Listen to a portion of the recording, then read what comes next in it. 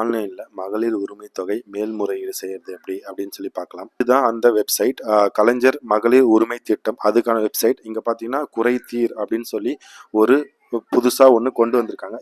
இந்த மேல்முறையீடு பண்ணுறதுக்கு முன்னாடி நீங்கள் உங்களோட பேங்க் வந்து எந்த ஆதார் கூட சீட் ஆகிருக்கு அப்படின்னு சொல்லி பார்த்துக்குங்க. அதுக்கு நீங்கள் மை ஆதார் வெப்சைட் வந்துடுங்க. இங்கே பார்த்தீங்கன்னா லாகின் இருக்கும். உங்கள் ஆதார் நம்பரை கொடுத்து லாகின் பண்ணிவிடுங்க. ஒன்ஸ் நீங்கள் லாகின் பண்ணிட்டீங்கன்னா கொஞ்சம் கீழே ஸ்க்ரால் பண்ணி வந்தீங்கன்னா இங்கே பார்த்தீங்கன்னா உங்களோட ஆதார் சீடிங்னு சொல்லி ஒரு ஆப்ஷன் இருக்கும். அந்த சீடிங்கை செலக்ட் பண்ணிக்கங்க.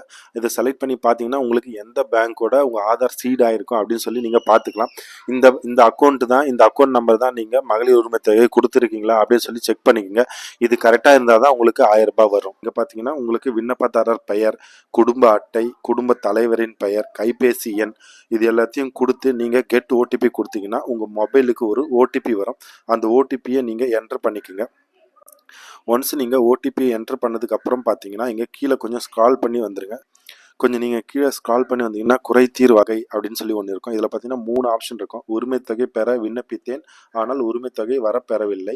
நீங்கள் விண்ணப்பிச்சோம் உங்களுக்கு 1000 ரூபாய் வரலன்னா இந்த ஃபர்ஸ்ட் ஆப்ஷன் செலக்ட் பண்ணிக்கோங்க. அப்படி இல்லைன்னா குறுஞ்செய்தி வரப்பெற்றது ஆனால் உரிமை தொகை வரப்பெறவில்லை. லைக் உங்களுக்கு வந்து மெசேஜ் இந்த மாதிரி உங்களுக்கு 1000 ரூபாய் வரும்னு சொல்லி ஒரு மெசேஜ் வந்திருக்கும். அந்த மெசேஜ் வந்துட்டு உங்களுக்கு காசு வரலன்னா இந்த குறுஞ்செய்தி இந்த 2வது ஆப்ஷன் செலக்ட் பண்ணிக்கோங்க. அப்படி இல்லை பிற காரணங்கள் வேறு ஏதாவது ரீசன் இருந்ததுன்னா 3வது ஆப்ஷன் சொல்லி செலக்ட் பண்ணிக்கோங்க.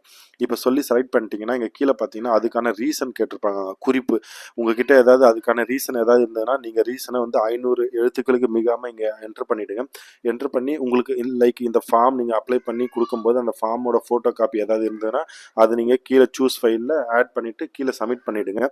ஒன்ஸ் நீங்கள் சப்மிட் பண்ணதுக்கப்புறம் பார்த்தீங்கன்னா இந்த மேல்முறையீடு அப்பீல் வந்து அவங்களுக்கு போயிடும். அவங்க வந்து ஒன்ஸ் இதை செக் பண்ணிவிட்டு உங்களுக்கு அமௌண்ட் 1000 ரூபாய் போட்டுருவாங்க.